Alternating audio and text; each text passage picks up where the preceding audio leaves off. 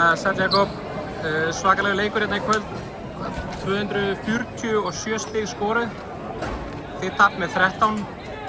Hvað finnst þér í svona að missa þetta frá ykkur? Ja, klárlega varnarlega, sérstaklega í seinni hálfleik en líka í fyrri hálfleik þar sem að þeir bara hlupu allt og mikið á okkur.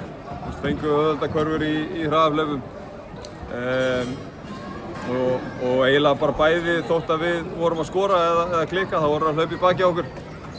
Og það gerist alltaf oft. Það náttúrulega bara jólafrí framöndan. Er betra eða verra að fara í jólafrí eftir svona leik? Það er klárlega verra að tapa og fara í frí.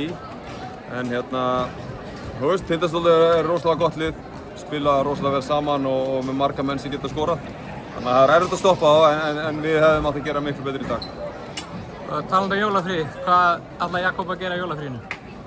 Ég sjálfur? Já. Ég bara reyna að vera með fjölskyldunni en á sama tíma að æfa. Við ætlum að reyna að nýta fríið vel bæði í hvíld og æfingar. Finnst þér þetta vera of langt frí? Ég persónulega væri til í að spila. Ég er vanur því frá því ég var erlendis að spila. Það var alltaf að spila með jól og nýjárs. Og það voru oftast bara stærstu leikir ársins. Sem sagt bara áhorfendalega séð. Besti fjöldi sem mætti á þessa leiki. Þannig að við erum að æfa eiginlega alla daga með jól og nýjárs. Þannig að það verður líka bara betra að fá 1 eða 2 leiki. Takk fyrir, gangi vel.